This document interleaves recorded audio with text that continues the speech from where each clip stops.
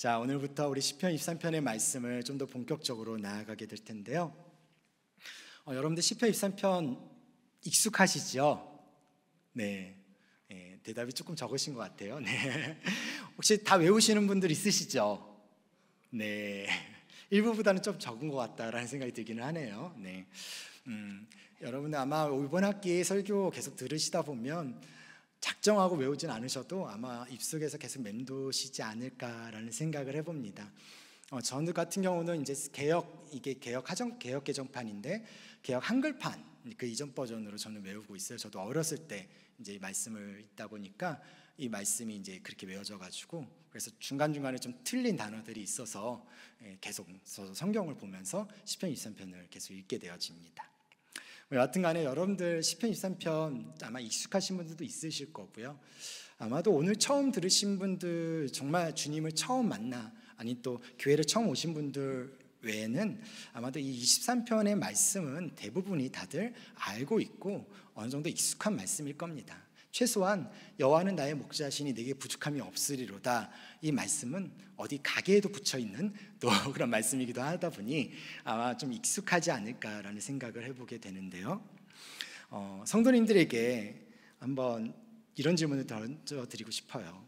시편 23편이라는 이 말씀을 읽었을 때 또 아니면 들었을 때, 아니면 23편이다라는 이야기를 들었을 때 여러분들 머릿속에서 떠오르는 이미지가 어떤 것들이 있으세요? 또 어떤 추억 아니면 어떤 그 23편에 대한 어떤 기억들, 그런 것들이 여러분들 안에 있는지를 한번 좀 돌아보셨으면 좋겠다라는 생각이 들어요. 누군가에겐 가장 고통스럽고 힘든 순간을 견디게 해준 그런 말씀이었을 것 같기도 하고요. 누군가에겐 주님이 나를 사랑하고 있구나라는 것을 정말 진하게 느꼈던 그런 경험이 있는 말씀이었을 것 같다는 생각이 듭니다. 또 사랑하는 사람을 천국으로 보낸 유가족들에게 위로와 희망의 말씀이었을 것 같다라는 생각도 들어요. 미국에 있는 장례식에서는 이 23편을 자주 이렇게 애용한다고 이야기를 해요. 사실 저는 이제 한국에서 장례를 집례하거나 또 장례식장에 갔을 때 이 23편의 말씀을 그렇게 많이 듣지는 않았었던 것 같은데 미국의 정서는 좀 그런가 봐요. 여하튼 간에 뭐 그런 어떤 장례들에서의 모습들이나 아니면 이제 수술을 맡아서 그것을 이제 준비하고 있었던 상황 속에서 그것 좀 내가 의지할 수 있게 했었던 그런 말씀으로 아마 기억하고 있는 분들도 있을 것 같다라는 생각이 듭니다. 또 누군가에게는 이 23편의 말씀이 뭔가 되게 목가적인 어떤 이미지, 막 스위스 그 넓은 평야 가운데 펼쳐져 있는 그런 모습들처럼 아마 머릿속에서 그려지고 있는 그런 어떤 편안함과 평안함이 분명히 있을 수 있습니다. 그런 여러 가지 다양한 기억과 다양한 이미지들. 시편 23편의 저의 최근에 대한 기억은요, 주님이 너무나 사랑하셨던 한 분 집사님의 인종 예배에 제가 가서 이 말씀으로 조금 전했던 시간이 있었습니다.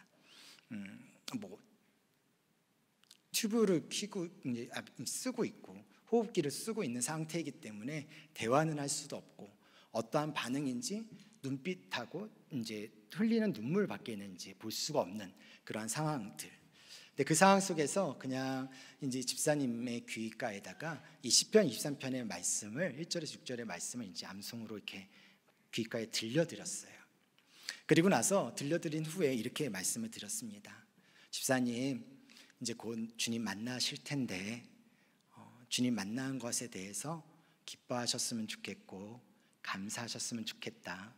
그리고 집사님 지금까지 너무 가정 지키고 또 가정에 열심히 하신 거 아는데 주님 이제 집사님 너무 걱정하지 마시고 우리 주님이 같이 있으니까 유가족들, 당신의 자녀들하고 또 아내와 우리 주님이 여전히 여기에서 함께하고 지키실 거니까 걱정하지 마시고 주님과 동행하시다가 나중에 천국에서 뵙자고 그렇게 말씀을 드렸던 그런 이제 이 시편 23편에 나오는 내용에 대한 기억이 있습니다. 아마 여러분들 다 다양한 기억들이 있을 것 같다라는 생각이 들어요. 임마누엘 칸트는 이런 이야기를 했습니다. 내가 지금까지 읽었었던 모든 책 중에서 시편 23편만큼 나에게 위로를 준 책은 없었다라고 고백합니다. 또한 설교의 황태자였던 찰스 스펄전 목사는요, 시편 23편은 시편의 진주이다라고도 말했습니다. 시편 23편은 그만큼 깊이 사람들한테 사랑받았던, 그렇게 또 널리 알려졌던 말씀이죠. 누구나 한 번쯤은 들었을 말씀이기도 하고, 지금도 병들고 또 고난받는 사람들의 마음을 위로해주는 말씀이기도 합니다. 제가 설교를 준비하면서 이 말씀을 한 줄 한 줄 이제 분석하고 또 세세하게 같이 다루면서 또 몇 주간 계속해서 쭉 해갈 텐데, 그렇게 의미를 풀어내는 이런 설교의 작업이 성도님들에게 과연 무슨 의미가 있을까라는 생각을 잠시 해보게 되어졌습니다. 오히려 실망감을 줄 수 있지 않겠나라는 생각도 해봤어요. 왜냐하면 대부분 이제 이 시편 23편을 전체적인 어떤 맥락 안에서, 또 그 맥락 안에서의 그 하나의 이미지로 여러분들이 그 안에서 여러분들의 삶 가운데 경험했었던 사람들이 상당히 많습니다. 그러다 보니까 한 절 한 절, 한 단어 한 단어에 대한 묵상들을 쭉 하다 보면 오히려 숲 속으로 들어가다 보니 숲 전체의 모습을 보지 못하는 그러한 상황이 되지 않을까, 이제 그런 걱정이 막 들었었던 거예요. 그래서 오히려 냉랭해지지 않을까라는 생각을 해보게 되었어요. 그런 거 있잖아요. 마치 오래전에 있었던 그 보물들을 꺼내가지고 이리저리 이렇게 만작거리면서 이렇게 둘러보고 있는데, 막 그러다 보니까 손이 타서 어떻게 돼요? 막 그 보물의 형태들이 막 지워지고 막 그렇게 돼서 이게 정말 나중에 처음에 내 손에 들려줬던 보물인지 아닌지도 모르는 상태, 그렇게 돼버리진 않을까, 이제 그런 마음에 갑자기 막 그런 고민이 막 들어오는 거예요. 그러면서 제 안에서 어떻게 해야 되나라는 고민을 하다가, 아니다, 그래도 원래 계획한 대로 시편 23편을 진행하자라는 마음 가운데 제 안에 이런 소망을 좀 갖게 되어졌습니다. 저는 여러분들이 시편 23편을 통해서 오래된 친구를 다시 만나는 그 느낌, 그 기분을 좀 이렇게 다시 한번 좀 경험해 보셨으면 좋겠습니다. 새롭게 무언가를 시작할 수 있는 그런 거 있잖아요. 뭐 지금 있는 분들은 잘 모르실 수도 있겠지만, 그 TV는 사랑을 싣고 이렇게 음악, 배경음악이 딱 껴지면서 내가 누군가를 다시 만난 것에 대한 그 새로움과 색다름, 옛 기억이 지금의 기억과 또 어떤 모습으로 나에게 다가오게 되어지는지에 대한 모습, 말씀이 가지고 있는 그 샘솟는 기쁨이라는 것은 그런 것이지 않을까라는 생각을 해보게 돼요. 어쩌면 누군가에게는 이 설교가 몇 년 아니면 몇십 년 전에 주님을 처음 만났던 그때 그 심정을 다시 한번 복귀할 수 있다면 얼마나 또 좋을까라는 또 생각도 해봤습니다. 요새 직장도 그렇고 사업장도 그렇고 좀 많이 좀 메말라 가잖아요. 안 메말른 적이 사실 없긴 하지만 요새는 더 메말라 가는 느낌이 좀 있습니다. 그런 상황 속에 가정도 또 여러 가지 상황들 속에서 또 자녀들의 입시나 뭐 시험, 이 취업, 한참 그 시기가 이제 9월, 10월, 11월인데 그 모든 시기들 속에서 또 가정 안에서의 경제적인 문제들의 상황들조차도 사실 다 어려운 상황이다 보니까 서로에게 있어서 따뜻함이 사라지는 경우들이 많은 것 같습니다. 그런 메마름 속에 이 시편 23편이 그곳에 생수의 강물로 넘쳐날 수 있기를, 그리고 그곳에 푸르른 날들이 펼쳐질 수 있기를 간절히 소망합니다. 또한 익숙하고 편안한 말씀인 이 시편 23편인데요, 여러분들 여기에서 이 말씀 하나하나가, 이 단어 하나가 가지고 있는 그 의미를 통해서 전혀 예상하지 못했던 그 깨달음이 여러분들 안에 있다면 아마도 더 깊은 사랑을 주님과 하지 않을까라는 그 기대감 또한 가지고 있습니다. 그래서 우리 시편 23편을 통해서 숨겨진 부활을 찾는 그 심정으로 주님 앞에 나아갈 때 내 삶을 돌보시고 이끄시는 그런 하나님의 따뜻한 손길과 또한 사랑의 권면을 붙잡고 나아갈 수 있는 우리 서연의 가족들 될 수 있기를 간절히 소망합니다. 자, 우리 시편 23편의 배경은요, 다윗이 목동 시절에 쓴 것이라기보다는요, 노년의 때 썼다라고 대부분은 이제 이야기합니다. 이 시의 내용이 우리가 흔히들 얘기하듯이 어떤 목가적인 이미지에서 나타날 수 있는 그런 이미지로 접근하는 경우들이 많은데, 조금 더 자세하게 이 말씀들을 이렇게 보다 보면 오히려 이 안에는 수많은 시련과 실패와 또 상실의 과정 속에서 치열하게 살아올 수밖에 없었던 그러한 인생을 돌아보고 있는 그 모습을 이 시편 안에 펼쳐지고 있다는 거예요. 아마도 다윗은요, 자신의 삶을 인도하고 보호하신 하나님의 은혜에 감사하며 자신의 남은 인생을 온전히 하나님께 맡기겠다라는 그 의미로 이 시를 지었을 것입니다. 왜냐하면 다윗의 인생이 너무나 파란만장했거든요. 이세의 8번째 맨 마지막 막내로 태어난 다윗은요, 어려서부터 양치기 목자 일을 했습니다. 만약 하나님의 특별한 계획과 은혜가 없었다면 다윗은 평생 양치기 목자 일만을 했을 것입니다. 그러나 하나님은 사무엘 선지자를 통해 다윗을 왕으로 기름 부으시는 은혜를 베푸십니다. 이후 블레셋과의 전쟁에서 골리앗과 싸워 승리하죠. 그리고 명성을 얻고 사울 왕의 사위가 되어지고 왕자 요나단과도 친구가 됩니다. 그러나 사울 왕의 시기와 질투로 도망자 신세가 될 수밖에 없었고 목숨의 위협 앞에서 가드에서의 망명 생활을 할 수밖에 없었죠.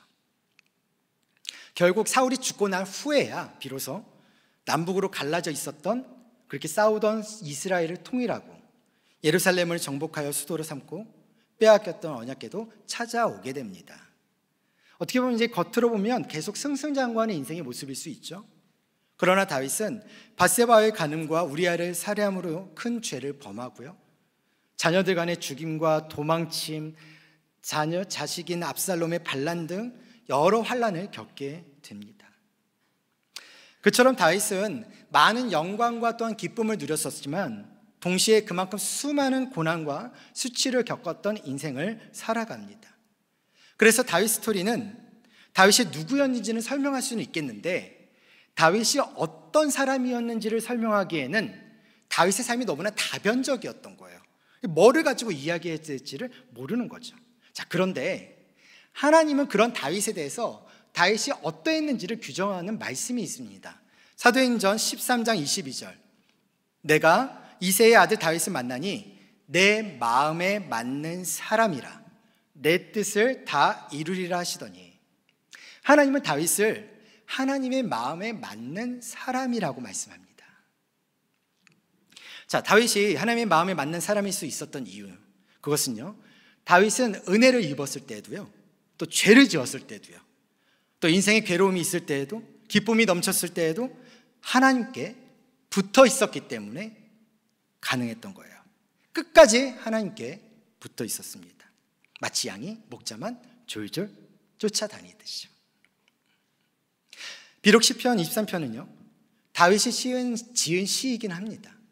하지만 우리가 다윗의 생애를 돌아보고 또 다윗을 다루시는 하나님을 바라볼 때 오히려 이 시편 23편에 대한 고백은 어떠한 고백이냐, 하나님이 다윗을 위해 써 내려간 시였다라는 것입니다.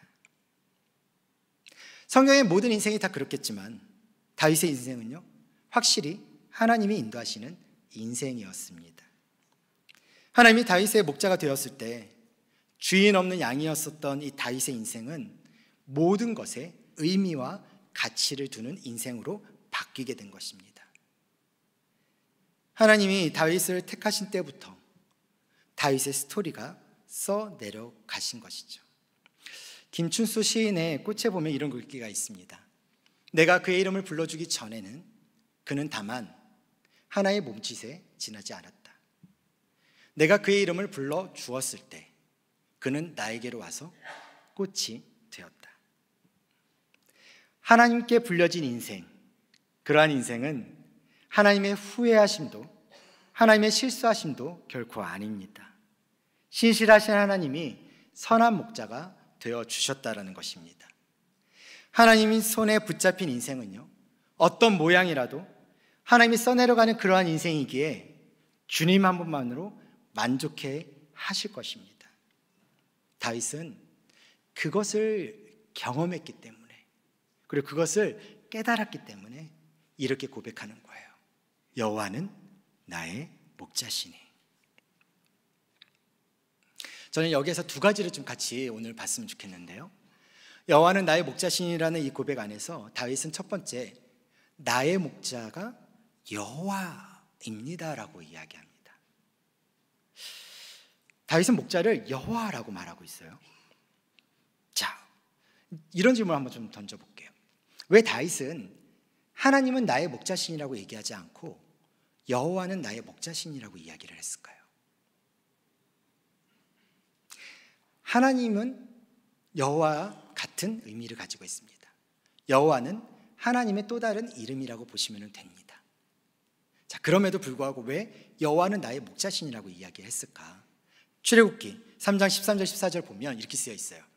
모세가 하나님께 아뢰되 내가 이스라엘 자손에게 가서 이르기를 너희의 조상의 하나님이 나를 너희에게 보내셨다 하면 그들이 내게 묻기를 그의 이름이 무엇이냐 하리니 내가 무엇이라고 그들에게 말하리이까? 하나님이 모세에게 이르시되 나는 스스로 있는 자인이라 라고 말씀하세요. 자, 그리고 나서 이제 모세와 또 하나님과의 어떤 스토리들이 계속 진행이 되다가 출애굽기 6장 2절 4절에서 이렇게 말씀합니다. 하나님이 모세에게 말씀하여 이르시되 나는 여호와이니라. 내가 아브라함과 이삭과 야곱에게 전능히 하나님으로 나타났으나 나의 이름을 여호와로는 그들에게 알리지 아니하였고 가나안 땅 곧 그들이 거류하는 땅을 그들에게 주기로 그들과 언약하였더니 라고 말씀하고 있습니다.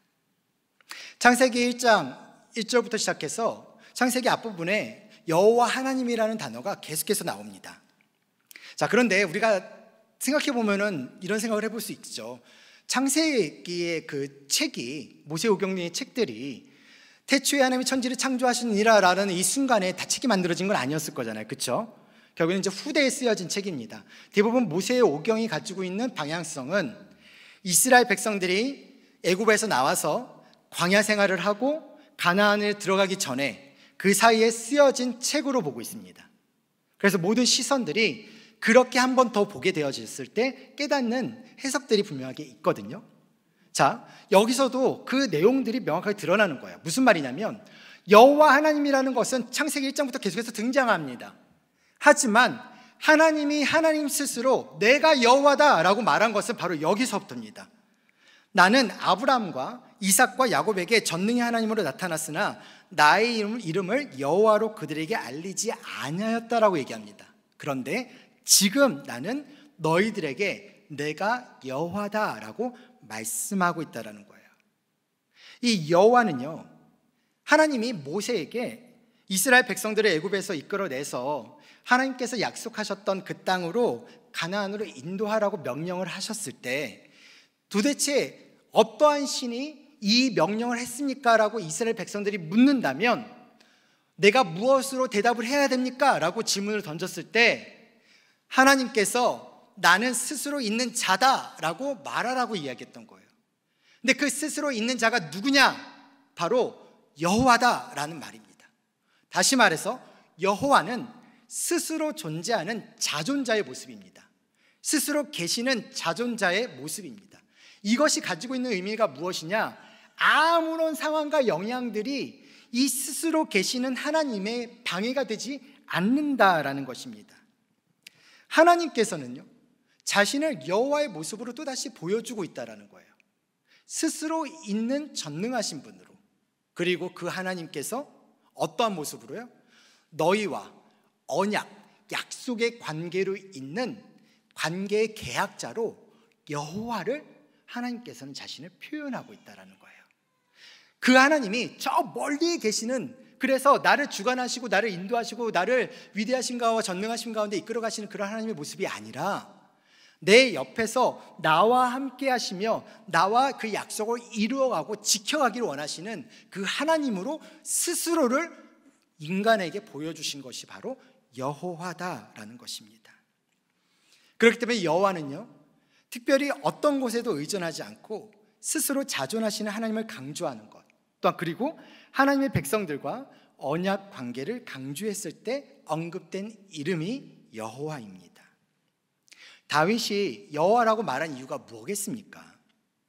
자신의 삶과 자신의 인생을 돌아보니 자신은 여전히 하나님의 그 약속, 그 언약 안에 지켜져 가고 있는 사람이었고, 자신이 밧세바, 우리야 여러 가지 사건들과 상황들 속에서 수많은 죄와 잘못들이 그 안에 있었지만 그럼에도 불구하고 하나님은 그 언약을 지키심으로 나에게 은혜를 베푸시고 나에게 사랑을 베푸시고 나에게 축복을 베푸신 그 인생을 나는 살아왔었다라는 것을 깨달았던 거예요.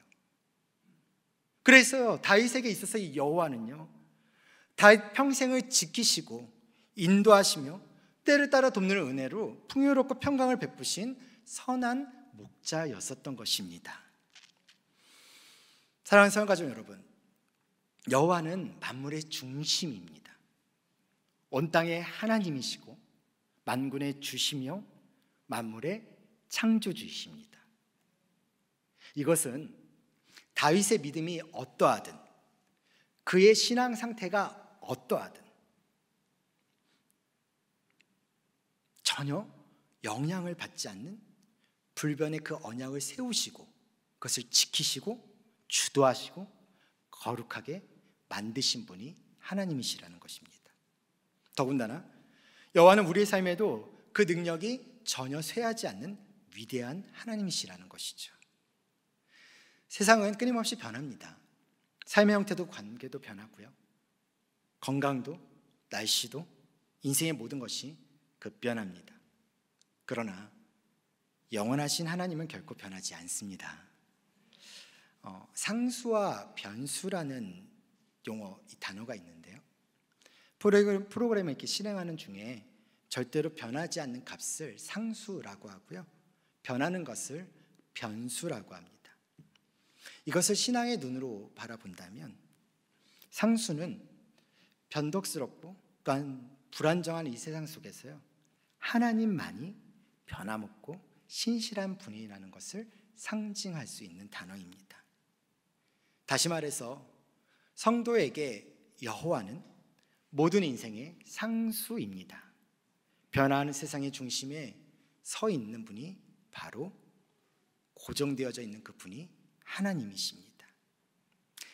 하나님을 중심으로 믿음의 뿌리를 깊이 내려서 어떤 변화와 어려움 속에서 흔들리지 않는 견고한 신앙을 우리는 가져야 하겠죠. 그리고 이러한 신앙의 태도를 갖는 것, 그것은 모든 상황 속에서 평안과 소망을 유지하게 하고요, 삶의 방향성과 목적을 잃지 않도록 인도하고 있습니다. 놀라운 것은 다윗은요, 그 여호와 하나님을 나의 목자로 부르고 있다는 것입니다. 개인적인 신앙 고백 안으로 이 여호와를 모시고 있다라는 거예요. 다윗이 이렇게 고백했다는 것은요, 그 당시 다윗 시대의 이해 안에서는 전혀 예상하지 못한 고백이었던 겁니다. 이 고백을 도대체 누가 하게끔 했을까? 어떻게 여호와를 한낱 인간의 목자로 불러들일 수 있을까요? 누가 다윗에게 이렇게 하라고 가르쳐 줬을까요? 그건 하나님이 하신 것입니다. 하나님 스스로가 다윗이 개인의 신앙으로 받아들일 수 있도록 자신을 허용하신 것입니다. 저는 이거를 묵상할수록 놀랍다라는 고백을 합니다. 여러분들은 이게 별로 놀라시지 않을 것 같다는 생각이 드는데, 그렇죠? 이게 도대체 뭐가 놀라울 걸까? 라고 할 수 있죠. 근데 저는 여러분들이 생각하는 그 생각을 이해합니다. 왜냐하면 저도 사실 그런 감정이기도 했었거든요. 왜 이해가 되냐면, 여러분들이 그런 놀라움이 없는 이유는 이미 예수 그리스도께서 이 땅에 오셨기 때문에 그렇습니다. 창조주 하나님의 모습으로 나타나는 그 모습이 아니라 이 땅에 인간의 모습으로 오셔서 우리에게 하나님이 누구신지를 가르쳐 주셨고, 그리고 그 하나님이 나와 여전히 지금도 함께하고 계시기 때문에 우리가 주님을 알아가고 주님과 주님을 알게 되고 또 주님을 알아가는 모든 과정 속에서는 그 주님 앞에 서 있는 것들은 다 우리에게 자기 자신을 이미 내어주셔서 보여주신 그 하나님의 모습이 우리 안에 있기 때문에 사실 이 다윗의 이러한 고백이 놀랍지가 않은 거예요. 그런데요, 만약에 나에게 예수 그리스도가 없었다고 생각해 봅시다. 내가 알고 있는 하나님이라는 존재는 구약에서 살아 역사하시는 그 하나님이시라고 봅시다. 근데 그 하나님이 여호와로 나에게 다가오셨습니다. 그리고 그 하나님이 여호와로 나에게 다가오셨는데 내 마음이 그 하나님을 하나님 대단합니다 이렇게 쳐다보는 것이 아니라 하나님 감사합니다라는 이 고백으로 고백할 수 있는 이 마음이 불러일으켜질 수 있다는 것, 그것은 하나님과의 친밀한 관계 속에서 하나님이 써내려간 그 인생의 삶의 모습들 가운데 내가 그렇게 쓰여져 가고 있는 것을 깨달았을 때 고백할 수 있는 진정한 고백입니다.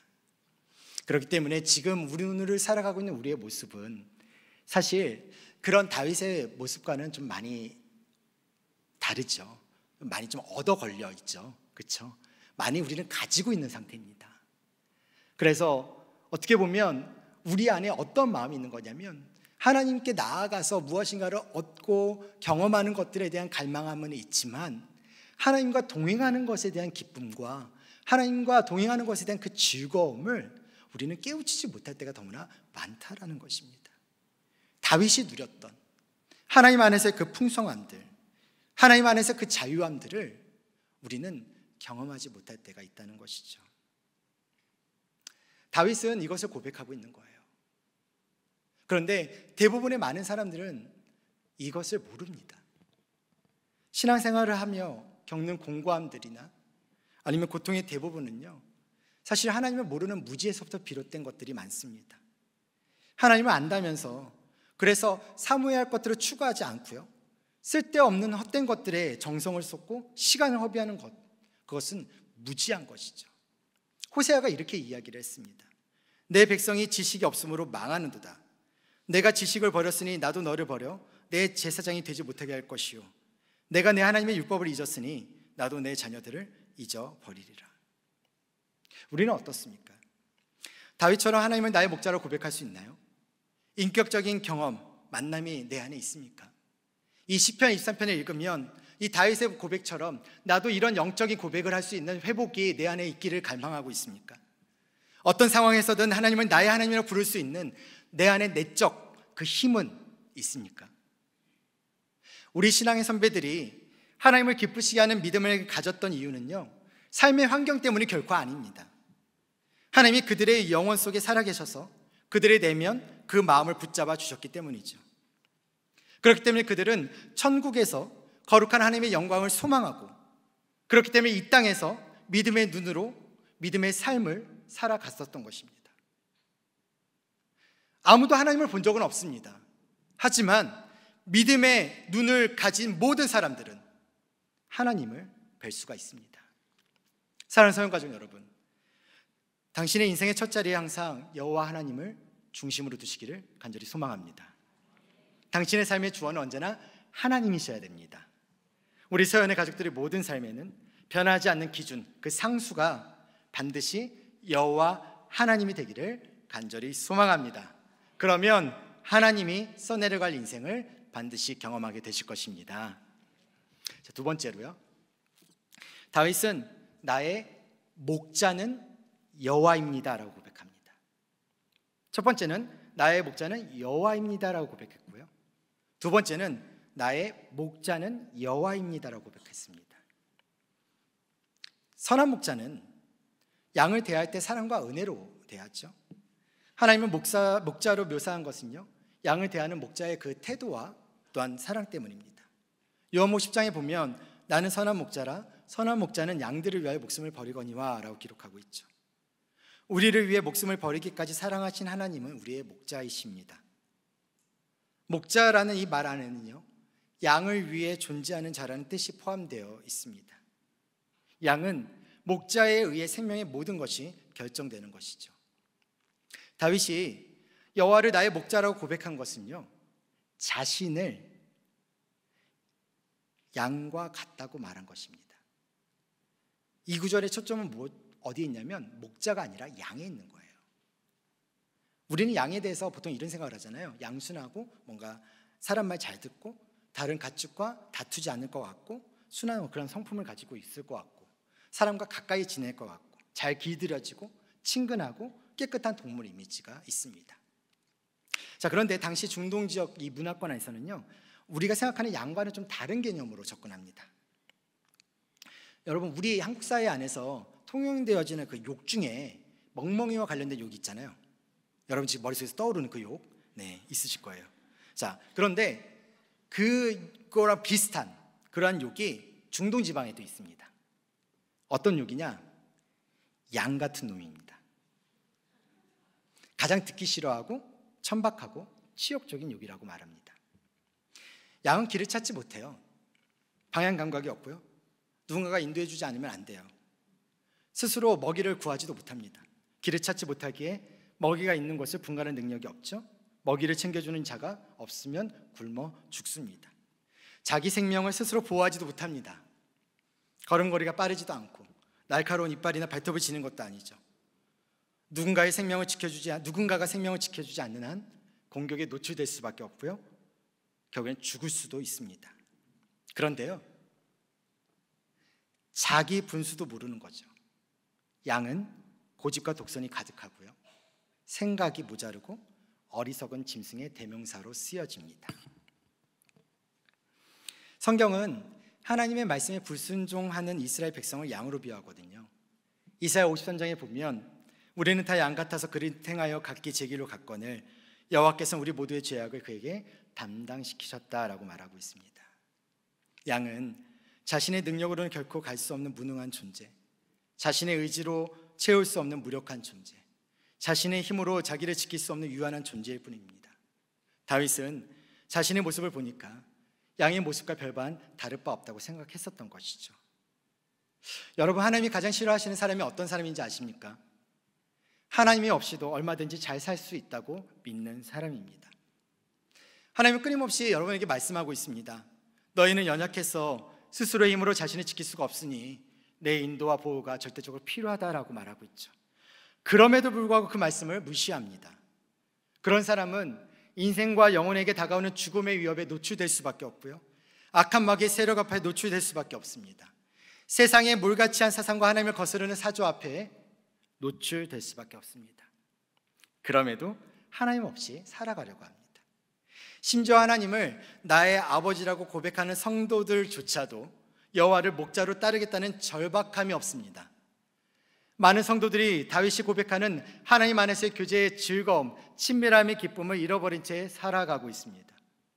목자 일은 양같이 고생하며 유리하는 존재로, 그런 우리에게 목자가 되기 위해 오신 하나님의 아들 예수님을 거절하는 그 불신앙으로 죽음으로 치닫는 어둠 속에서 자기 고집대로 살아가는 인생의 모습이 우리의 모습인 것입니다. 서영가족 여러분, 양은 한 가지만 잘하면 됩니다. 자신의 연약함을 인정하고 하나님께 절대적으로 의존하면 되는 것입니다. 의존하는 것을 두려워하지 마십시오. 의존해야 하는 것에 의존하는 것도 실력이고 능력입니다. 바울은 자신의 연약함을 인정하며 내가 약한 그때의 강함이라고 했습니다. 약해도 그 약함 속에서 하나님의 능력을 보고 경험하고 전적으로 하나님께 손에 매달린다면 하나님이 내 인생 가운데 능력을 부어주신다라고 고백한 것이죠. 한마디로 양은 목자에게 붙어있는 것이 실력이라는 것입니다. 딴짓을 하지 않는 것이 실력일 수 있다는 것입니다. 우리는 어떻습니까? 우리는 어떤 상황에 처해 있습니까? 우리의 이런 상황을 아시는 하나님은 도대체 어떻게 우리에게 다가오고 계십니까? 혹시 하나님이 여러분의 삶에 대해 무관심하다고 생각하십니까? 혹은 하나님이 너무 가혹하게 나를 다루고 있다고 생각하십니까? 침묵하신다고 생각하십니까? 하나님의 손길에서 소외되었다고 생각하십니까? 하지만 이 모든 질문들의 답은 사실 단순합니다. 그것은 무엇이냐면 그 어떤 의심도, 내가 가지고 있는 수많은 불신앙의 모습과 고백도 하나님이 나를 향한 선하심을 피할 수 없다는 것입니다. 우리가 하나님에 관해 무엇을 생각하든지 여호와 하나님은 선하십니다. 전심으로 하나님의 선하심을 알고 믿는 것에 힘쓰시기를 간절히 소망합니다. 반드시 선하심을 맛보게 될 것입니다. 다윗이 이렇게 이야기를 했어요. 너희는 여호와의 선하심을 맛보아 알지어다. 그에게 피하는 자는 복이 있도다. 그걸 항상 노래 불렀던 다윗, 그 다윗이 자신의 아들 솔로몬한테 이렇게 권면을 합니다. 저는 이 권면이 우리에 대한 권면이길 간절히 소망하는데요, 역대상 28장 9절 이렇게 써 있습니다. 내 아들 솔로몬아, 너는 내 아버지 하나님을 알고 온전한 마음과 기쁜 뜻으로 섬길지어다. 여호와께서는 모든 마음을 감찰하사 모든 의도를 아시나니 내가 만일 그를 찾으면 만날 것이요, 만일 내가 그를 버리면 그가 너를 영원히 버리시리라. 사랑하는 성가족 여러분, 여호와를 나의 목자로 따르십시오. 우리 인생 모두를 하나님의 손에 맡겨도 조금도 후회가 없으실 겁니다. 그 여호와를 드러냈던 그 하나님이 여호와를 드러냈던 그 이스라엘 백성들 앞에서 이렇게 말씀하셨습니다. 하나님은 사람이 아니시니 거짓말을 하지 않으시고 인생이 아니시니 후회가 없으시도다.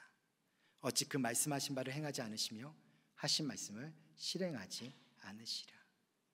그 하나님과 동행하고 있었던 모세의 입술의 고백을 통해 여호와가 누구인지를 명확하게 드러내는 말씀, 그리고 이 말씀은 지금도 우리 모두에게 주어진 하나님의 시선이자 하나님의 인상인 것을 기억하시길 바랍니다. 하나님이 우리가 은혜로운 구원을 누리게 하신 것은 은이나 금같이 없어질 것들로 주지 않으시고요, 흠없는 어린 양의 보혈로 썩지 아니할 말씀에 시로하신 것임을 믿으시고 오늘 우리의 삶을 인도하고 보호하시기 위해 반드시 당신에게 말씀으로 다가가실 것을 기대하시기를 바랍니다. 양이 누릴 수 있는 행복은 목자의 음성을 들어야지 얻을 수 있습니다. 혼자서는 걸어갈 수 없는 길, 안심하고 갈 수 있는 이유는 목자의 음성이 있기 때문이고요. 어디에서 풀을 먹여야 하고 물을 마셔야 할지 양은 모르지만 목자의 음성을 듣는 한 전혀 염려할 필요가 없습니다. 우리도 목자이신 예수님의 음성을 귀를 기울인다면요, 내 길의 끝이 어떤지, 내 자녀들의 삶의 방향이 어떻게 될지, 우리 가정이 어떠한 모습으로 살아가게 될지, 당장 올해가, 내년이, 내후년이 어떻게 될지 모르지만 하나님이 나의 선한 목자라는 것을 알고 그 하나님을 내가 따라 한 걸음 한 걸음 나아갈 때 나는 그 수많은 고민을 하더라도 여전히 그 순간 또다시 또 수많은 고민을 할 것이기에 길을 알지 못하는, 나 스스로도 배를 채울 수 없는, 나를 보호할 수 없는 그런 나를 보호하시고 인도하시고 채워주시는 하나님의 그 손길을 경험하는 그런 인생이 우리 모두의 인생이 될 수 있기를 간절히 소망합니다. 다윗은 하나님은 나의 목자십니다 라는 이 고백에 대해서 이렇게 고백을 합니다. 하나님, 저는 연약합니다. 당신의 보호와 인도 없이는 살아갈 수가 없습니다. 저를 돌봐 주십시오. 말씀을 맺습니다. 시편 23편을 묵상하고 설교를 준비하면서 제 마음에 들었던 생각이 이런 생각이 있었습니다. 우리는 결코 스스로 목자가 될 수 없겠구나라는 거였어요. 스스로를 목자로 삼으며 살아가는 사람들처럼 하나님 없는 삶은 영적인 어둠 속에서 고단하고 외로운 삶일 뿐입니다. 필요한 것은 오직 여호와 하나님만이 우리의 목자가 되어주신다라는 간절한 믿음뿐이겠죠. 결국 양은 어떤 목자를 만나느냐에 따라 양의 운명이 달라지는 거예요. 헌신적인 선한 목자를 만나면 평화롭고 행복하게 살 수 있겠지만 사꾼 목자, 거짓 목자 아래서는요, 굶주리기도 하고요, 서로 싸우기도 하고요, 끝없는 시련만 겪게 되고요, 쇠약해지고 질병, 기생충으로 인해서 망신창이가 되어 결국엔 죽게 되기도 하는 거예요. 당신의 목자는 누구이십니까? 돈입니까? 권력입니까? 자신입니까? 제가 만약 양이라면 저는 하나님을 목자로 모실 겁니다. 최소한 제가 아는 한 나를 살릴 수 있는 길은 내가 예수님을 믿는 길밖에 없다는 것을 저는 알기 때문입니다. 그러므로 하나님이 나의 목자임을 감사하고 하나님만 의지하는 한 마리의 연약한 양으로 살겠다라는 그 다짐, 그리고 그 마음의 입술로 고백하는 그 고백 속에 여호와는 나의 목자다라는 그 고백이 여러분들의 삶을, 여러분들의 길을 반드시 인도하시고 회복시켜 주실 것입니다. 그리고 고치시고 구원하실 것입니다. 또한 우리 서연의 자녀들에게도 지혜와 명철로 허락해 주실 것입니다. 연약함으로 인해서 멈춰 있었던 그곳을 넘어서 빛의 삶으로 살아가게 만드시는 분이 바로 여호와이십니다. 기대하십시오. 시편 23편의 선한 목자가 어떻게 인도해 주실지를 기대해도 좋습니다. 다윗의 인생을 한 편의 드라마로 써내려 가신 여호와 하나님이 우리 서연의 가족들의 인생에도 대박나는 그 드라마를 써내려 가실 것입니다. 하나님이 써내려갈 성도님의 인생을 기대합니다. 이번 한 주간도 사랑하는 우리 서연 가족들의 삶에 복되게 하실 줄 주의 이름으로 축원합니다. 아멘. 자, 우리 옆에 있는 분들하고 이렇게 격려했으면 좋겠습니다. 여호와는 성도님의 목자입니다. 격려하겠습니다. 여호와는 성도님의 목자입니다. 또 우리 이렇게 좀 격려했으면 좋겠습니다. 하나님이 써내려갈 인생을 기대합시다. 하나님이 써내려갈 인생을 기대합시다. 자, 우리 세 가지 기도 제목 함께 읽겠습니다. 첫 번째, 시작. 이름 없는 나를 아시고 목자가 되어주신 하나님을 믿음으로 하나님이 써내려갈 나의 인생을 기대하게 하옵소서. 아멘. 두 번째, 위대하신 하나님을 내 삶의 상수로 두고 신실하게 따름으로 하나님이 써내려갈 나의 인생을 기대하게 하옵소서. 아멘. 세 번째, 연약한 나를 양으로 불러주신 목자의 음성에 귀 기울임으로 하나님이 써내려갈 나의 인생을 기대하게 하옵소서. 아멘.